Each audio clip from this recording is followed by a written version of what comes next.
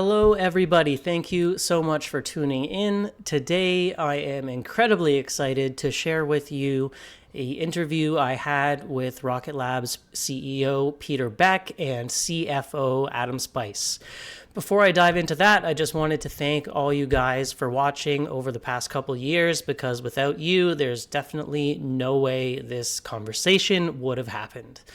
Special shout out goes to the channel members for their support. I don't know if I would have continued without you guys supporting me along the way, so big thanks to you. If you're not already a subscriber, please do consider subscribing, because the more reach this channel has, the more likely I will be able to bring you conversations like this one and with other amazing people down the line. Also, I just wanted to apologize in advance. There was a slight issue with the recording software, so the video layout is not quite what I would have wanted it to be, but that's totally on me, and I'll be sure to do better on my next interviews. By the way, if you're in the market for a new phone case or holster, New Zealand-based small business Nutshell is offering a 10% off discount exclusively to channel members with a discount code DAVEG. So if you're a Kiwi who likes to support local business or just someone looking for a high quality phone case, I'd encourage you to check out the link down below. I can also confirm that the owner operator happens to watch this channel and is an all-around nice guy, so that's always a perk as well. Okay, now that we've got that out of the way, it's time for my conversation about the future of Rocket Lab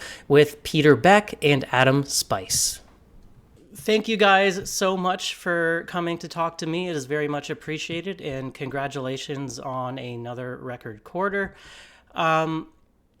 Before I dove into the questions, I did just want to say, for whatever it might be worth, that I talked to a ton of Rocket Lab retail shareholders, and they have tons of different opinions, but they all seem to agree that they have a ton of confidence in management. So hopefully you can take that as maybe a little bit of feedback. Oh, that's great. Okay, so I got to start with Neutron. Very exciting time. We saw some of those pictures in the earnings call of Archimedes and the large structures. Looked amazing. How does it feel to see it taking shape after all the hard work you've put in? I think building a rocket is kind of like climbing a mountain. It doesn't feel wonderful as you're going through the process, but once you get to the top, you can look back down. It feels great, but it's just a tremendous amount of work.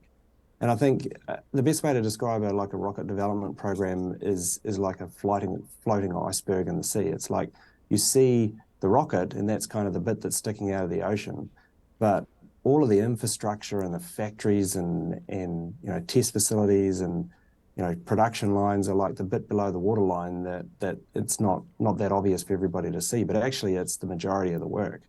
Adam and I joked that we raised money to pour concrete because there's just so much infrastructure that goes in place when you build a launch vehicle, that the actual launch vehicle bit is relatively small part of the program. It's all of the other stuff that you have to put together to make it work is where all the a lot of the effort actually goes. Right. Okay. Makes a lot of sense. So I did want to start off with kind of a few high-level questions on Neutron. I've heard you talk before about how kind of with rockets, everything's a compromise. There's a lot of trade-offs. I just wanted to know if you could tell us a little bit about where your priorities were and what you were willing to compromise on. Maybe, for instance, did you always know you wanted to keep those fairings on the first stage? Yeah. That's a great question. And at the end of the day, the design envelope for Neutron is really about how do we make the most affordable launch vehicle at the end of the day, and that quickly kind of dissolves into reusability, and then you start making a bunch of trades for reusability, and every one of those reusability trades impacts performance.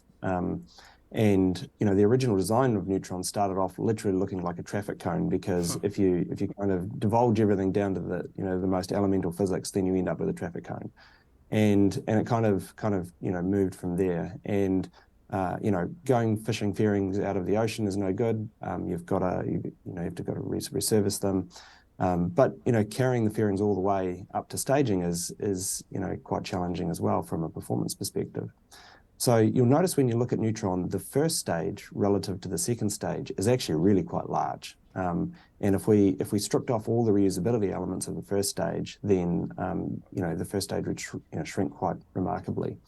But there's just so many trades, like the diameter of the rocket on stage one. The base diameter is really large for that stage. The tanks are really short and squat, and that's super helpful, because when you get to a vehicle that size, the coefficient of drag doesn't matter so much. But what really matters is kind of base stability and re-entry stability. So having a big blunt area, you can control the heating much better. And once again, it all kind of converges to a traffic cone. So yeah, the tremendous amount of kind of compromise. And then the upper stage is actually the most challenging part of that whole vehicle, because the upper stage is disposable. And a reusable upper stage, you make tremendous amount of compromise, and there's certain scales that works at, and then certain scales that doesn't, and then there's a whole bunch of re-entry dynamics and logistics that you have to deal with. So we opted for a disposable upper stage, and you really are putting together conflicting priorities, because an upper stage has to be the highest performance element of a rocket. And because you're disposing of it, it has to be the cheapest. And generally, in this game, the most highest performance and the lowest cost do not go together. It's like oil and water. So, encapsulating that upper stage into the first stage, removing all of the launch loads out of it, and it's just kind of a hanging sack of propellant with an engine on the bottom. It just gives it awesome performance and incredibly low cost. So that's quite frankly why we did the second stage tank development first out of the gate. That was the biggest risk to the program, and we needed to retire that as quickly as we can. Great. Yeah, a ton of detail there. Maybe just a quick follow-up. Sounds like it has been surprising how well Electron and their carbon composites have handled the water. That hasn't kind of changed your cost benefit on the fairing at all? No. It's just logistically going and picking that up, and then putting it back through a recertification, getting it back on the vehicle is you just don't want to go there. The most you can bring back to the launch pad or the launch barge, the better. The least amount of work, the better, and the least amount of recertification and preparation for the next flight, the better. Fair enough. Makes sense. So then I just wanted to ask, maybe for Adam, I've heard that we're aiming for, or I guess I should say you're aiming for, around 50% gross margin on Neutron, similar to Electron. Do you think you'll be able to accomplish that with a lower cadence than Electron has? And if so, like maybe a ballpark of what you think that might be? Yeah, I think that look, ultimately the margins are going to look similar between Electron and Neutron, but we will have gotten there very differently. I think with the fact that Electron was never designed initially to be at all reusable or recoverable, I think we're backing our way into that, kind of much like the Falcon 9 backed its way into reusability. Neutron was designed from day one to be a reusable vehicle, so the economic, the curve of the margin improvement should be much sharper on Neutron than it was for Electron. But the first, stage of a rocket, you're always kind of, the first few flight articles are the most expensive ones, because you haven't dialed in your automation on the production side. You're still learning things. Yield on the subsystems maybe aren't where they ultimately need to be. So it usually takes call it 2 or 3 years before you really start to kind of get the margin profile dialed in on a new launch vehicle. And I don't think that Neutron will really be any different than that. And we're just kind of taking the learnings from Electron and carrying them forward to how we model Neutron based on our Electron experience. Great. Yeah, that's helpful. And then maybe for Peter, just a quick question. So a lot of us are curious about how much time you can spend personally on Neutron and Archimedes, or if you have a lot of time that you have devoted to like CEO work. Can you kind of share what your day looks like? Yeah. So, well, the great thing is that I'm never short of kind of excitement, and whether it be Neutron or space systems, there's a lot going on in the company. So I haven't probably sat down and done kind of a full derivation of of my time allocation, but because I don't think it's that organized. It's just really running from one thing to the other.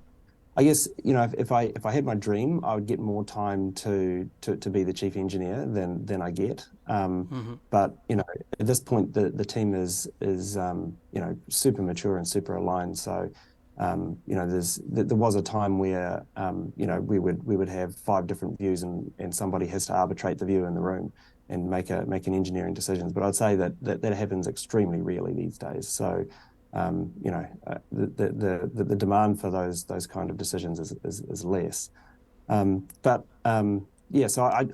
I can't really give you like a statistical accurate kind of derivation of the amount of time I spend everywhere, but it's spread pretty widely for sure. Okay.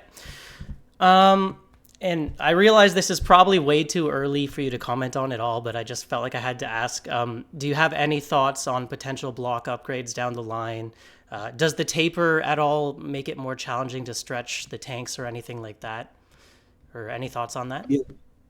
Yeah, I mean, look, there will be blockade upgrades down the road, but much like Electron, we don't expect to see the vehicle changing really significantly. Certainly from someone standing outside the launch vehicle. I mean, if you look at the first Electron we launched to the one we launched today, we changed some stickers, and the tank was about 1 meter longer. But that's visually that's really about it. But behind the scenes, lots of improvements. And I would say that a lot of those improvements and a lot of those, even some of the hardware from Electron has flowed directly over to Neutron.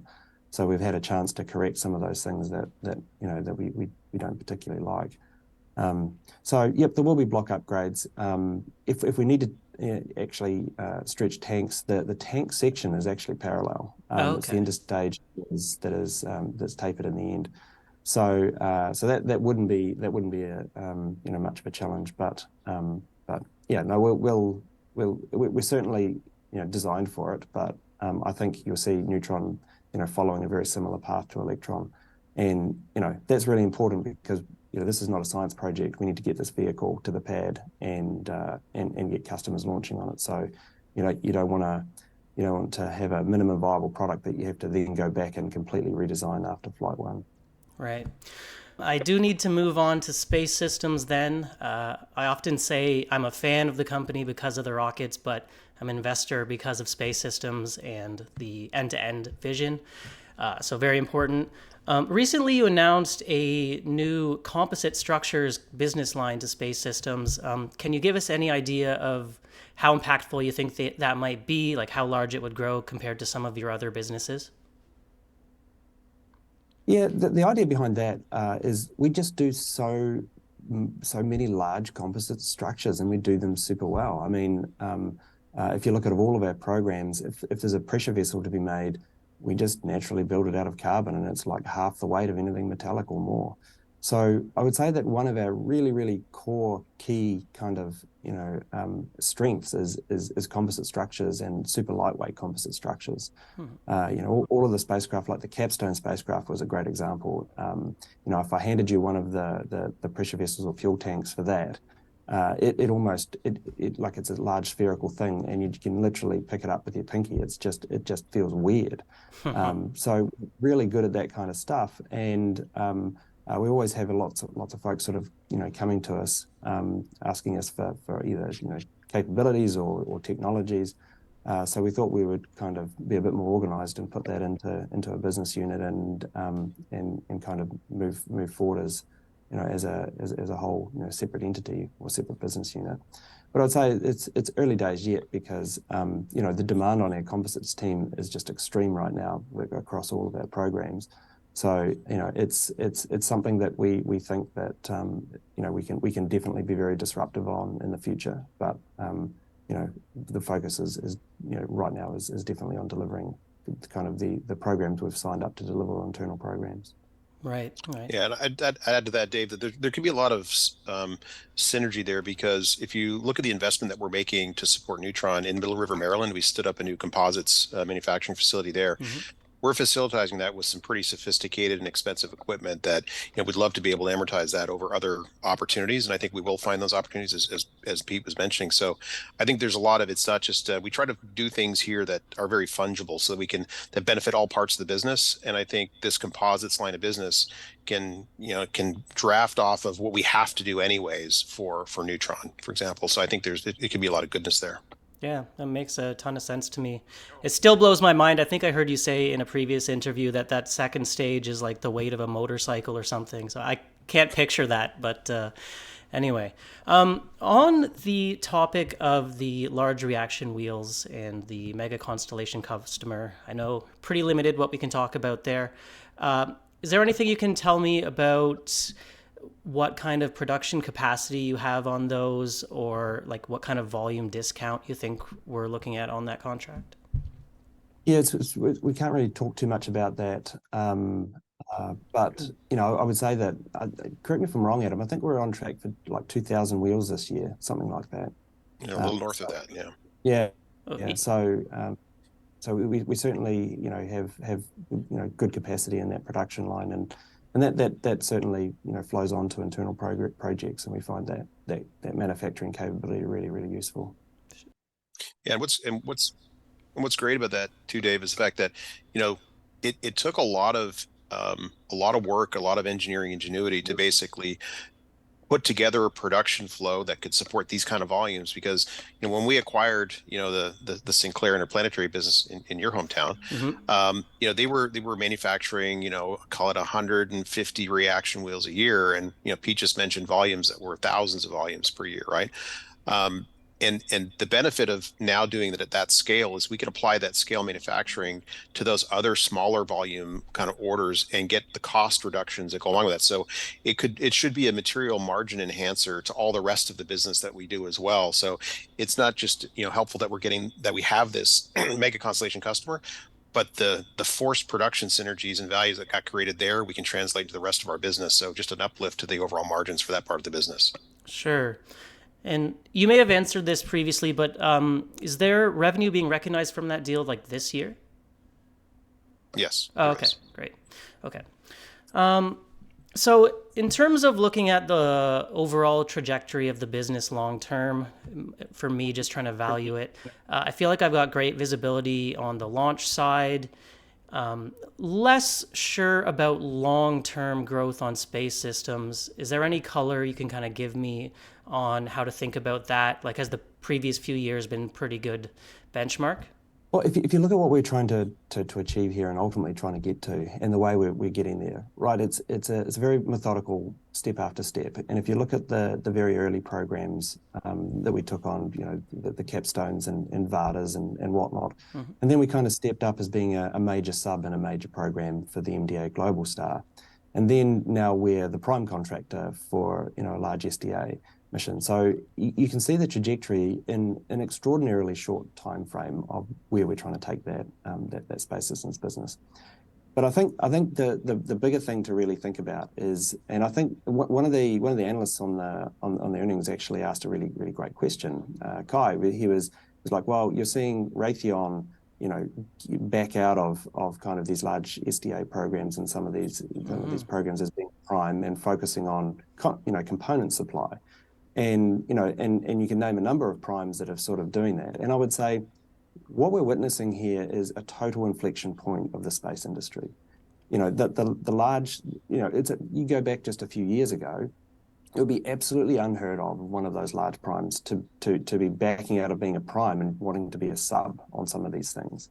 And the era of cost plus fixed fee is dying, right? That is when you have another company that comes along and says, yeah, we'll do this for a firm fixed price. We'll absolutely deliver it on time. We're incentivized to deliver it on time.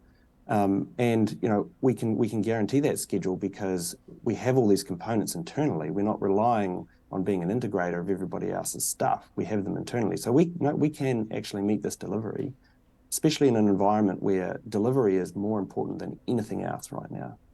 So, what you're seeing is just a total inflection point in the space industry in the way it's all happening. And Look, I'm on the record of saying I think the large space companies of the future are going to be the companies that are vertically integrated. They have their own rocket, they have their keys to space, and literally customers come to them and just ask for, I want this service or I want this capability on orbit. And we're really starting to see that model happen. Like with the Victus Hayes mission, the customer came to us, they bought a service essentially. We build the satellite, it's full of our components, we're launching it, we even operate it on orbit. Right. They've just bought a capability. And then you see all the big primes kind of stepping out of these cost plus programs, and you see folks like us stepping in. So the large space companies of the future are going to be the SpaceX, the Rocket Labs, in my opinion. And because when you have the keys to space and you have all of that and that kind of vertically integrated capability, like who's going to sign a cost plus deal with ambiguous delivery timeframes and no idea of cost? It's just we're in a different world now. So as we think about space systems and you think about Rocket Lab, think about it in kind of that context as we kind of one foot after the other, methodically building all the foundations. We laid a satellite down on the table, and we said, right, these are all the bits that suck that we need to own, and went out and methodically acquired those. And what you're seeing is that the model start to actually play out. Yeah, I found it fascinating when I saw the news on that Raytheon and just the kind of divergence in the strategies. It was very interesting. I'm wondering just about, again, obviously a shorter term question, in terms of capacity right now for your spacecraft manufacturing, would you say it's kind of pretty maxed out with these Globalstar and SDA constellations, or are you still kind of looking to grow that right now? We continue to look for growth opportunities. I would say that we're scaling the business alongside the opportunities, and we're careful to make sure that we keep hungry and we keep ahead of the ball. But also, if there's one thing that the company is recognized for, is that we deliver. So it's balancing, making sure that we don't get too far over our ski, that we can't deliver. And that to me is, and for everybody in the company is super important. Is we are known as the guys that when we say we're going to do something, we do it. So scaling the company alongside of that is kind of the balancing act. Right.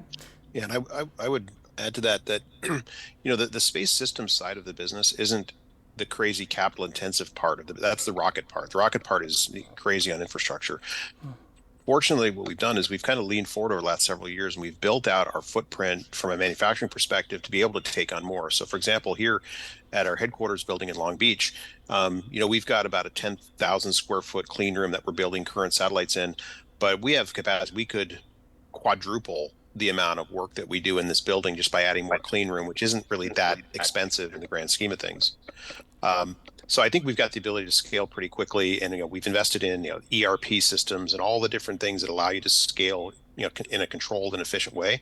So we've done a lot of heavy lifting. So I don't again, of a lot of things that we have to worry about, I don't think our ability to support more top line growth, particularly around space systems, is one that we spend a lot of time worried about, because we're capitalized to do it. We've got the footprint to do it, and it's just a matter of kind of committing to it when the opportunities present themselves. Right. Great. And I think it's fair to say that we're very selective about the opportunities that we go after as well. They need to obviously be good for the business, but aligned to the strategic end goal, which we talked about previously. So sure.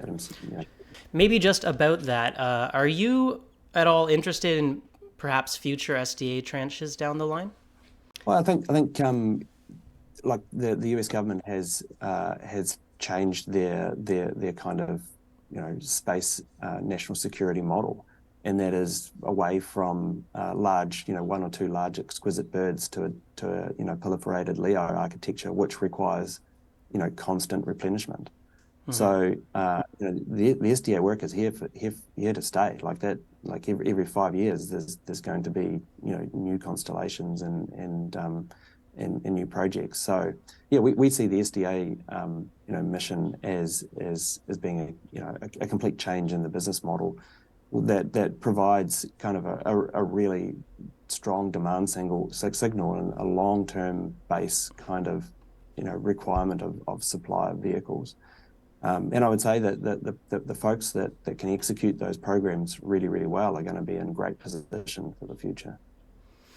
Yeah, seems I would add to that and say that if you just really quickly, if you think about the fact that most oftentimes government business is not seen as a hockey stick opportunity. They're seen as kind of that solid, predictable thing you can build a base on.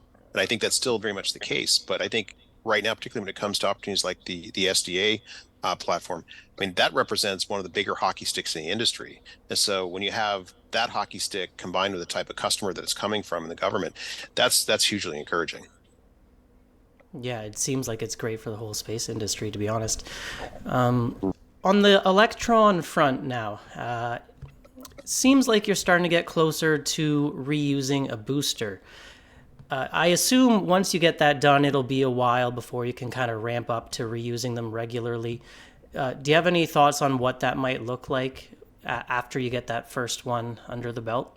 Yeah, I think it'll settle in. I mean, we're kind of largely there right now. It's really a question of resources. So we can have the recovery team working on electron recovery, or we can have them working on neutron. And the far bigger bang for the buck for the company right now is for them to be working on neutron, because just looking at the sticker price between the two launch vehicles, it's very, very obvious. So our focus for Electron this year has really been, just making sure we scale production, keep them rolling off the line. When you introduce new kind of things into the production line, it's kind of like a destabilizing factor that there's new work instructions and new processes and whatnot. So things that are going good, we just try and leave them alone and get the team focusing on Neutron where it's the biggest deal. So we're kind of dialed back the Electron reusability program because of those reasons, but still not dialed back to the point of it being stopped. Hence the reasons why we're continuing to flow that in. But I would say that the emphasis is kind of elsewhere. But like I mentioned, I think the work there is largely done. The last vehicle we brought in was in fantastic condition, and prior to that last vehicle, we weren't too worried about the full handling operations, getting it out of the water into the boat, from the boat to the factory onto the line, which where this last one we and then bang it up against the side of the boat, then that's the whole point is wasted at that point. So, and then or likewise, bang it in a truck on the way home. So so we're really focused on those kind of elements to deliver a stage that is fully tracked and the environment is known at all times. So that was kind of the last really big bit. And then, like I say, it's just reinserted into the production line, and we'll just start flowing them through the production line. But yeah, as I mentioned, the focus is really on not disrupting that production line the least, and making sure those resources are pointed at the thing that has the biggest bang for the company, which is neutron recovery. Sure, yeah, makes sense. On the topic of the cadence, it seems like the customer readiness piece has been a little bit an issue this year. I'm just curious, is there any kind of financial penalties on the contracts if they end up causing you to have to push out a launch? Yeah, I mean, look, this is just a reality of a rocket company, right? Especially a dedicated rocket where the customer is buying the flexibility of the service. Otherwise, if they didn't care what orbit they were going to and when, they would just go on a rideshare. So that's kind of the value proposition for the vehicle. So in that respect, that is just the realities of running a rocket business. And I would say, this year is no different, probably better than other years. Other years we've been impacted by this even more. But at the end of the day, a customer is working to a schedule. They put their spacecraft in a TVAC chamber, and something might fail, and they could be 6 months fixing it. And that's just the reality of the space industry. And we try and keep as many opportunities as we can, and to be able to backfill and move those things around. But I can't remember a single manifest meeting that we've all arrived to, and these happen sort of weekly or bi-weekly, where there hasn't been someone who's either had an issue in a chamber and might want to move or wants to move, and it literally is it feels like every week you just throw the marbles up in the air, and where they land again you have to organise them back. And like I say, one of the things I think we can do better is condition the street to just understand that is the rocket business. That's just it. And the good news is that these launches never go away. They just either move around and move in between quarters. And I would say where the business is at the moment, with so much diversification across it, if a launch moves out a quarter, financially it just doesn't matter anymore. If you go back a couple of years, we didn't have all of that other kind of revenue and scale. Then if a launch moved out a quarter, it would impact the quarter. But you can see a launch move out in a quarter and us still hit our numbers, no problems at all. So I guess my message there is, don't worry. The launches never go away. They just move around. They move around, and that's the reality of the business that we're in. And we can probably do a better job at kind of messaging that and making sure people understand that. From a financial standpoint, we collect 90% of all of the launch contract just prior to ignition. So there's generally only 10% of the contract left when we ignite the rocket. And as the rocket is being built, we're collecting against milestones along the way. So there's never any rocket sitting there that owes us a heap of money. We kind of structure it in such a way that the rocket is paid for as it's going down the line. So financially, really, well, Adam should be answering this question, but it really doesn't have that bigger of an impact. It's just we get to recognize the revenue upon launch. Okay, I love it when CEOs talk rev rec. I love it. It makes my job easier. You got me trained well in it. Yeah. No, that was super helpful, actually. I didn't know that. I think we're pretty much out of time here, so maybe I'll just leave it with one final question. Is there any last message you'd like to share with your retail shareholders specifically? Well, I think we'll try and do some of these a bit more frequently. I mean, thanks for everybody's support. We it means a lot, and we're working hard to try and build this into a big platform. So we'll continue to scale the business and grow and look. I think as I mentioned to you before, Dave, you need to think about this kind of industry differently, and I think it is at this inflection point. And for me, it's just like super crystal clear what is happening and what needed to happen. And I just come back to the fact that the large space companies in the future are going to look very different to the space primes of today. And vertical integration, keys to space, these things are going to be the massive differentiators. Yeah, and I would add to that. I think we bring something very unique to the retail investment community. I was talking to an analyst this morning who's been around this industry a really long time, and I said, hey, when was the last time that a pure play space company basically developed and delivered a rocket as a public company? And he paused for a second. He goes, never. He goes, and when people do develop rockets, they're like years late. And he goes, what you guys are doing is pretty amazing. And I think that if you look at the growth that we're delivering, I mean, we're one of the very few space companies, new space companies, that are delivering on the revenue promises that we committed to. We do our best to make as accurate predictions as we can. We don't want to be become known as sandbaggers or people that lean too far over their skis.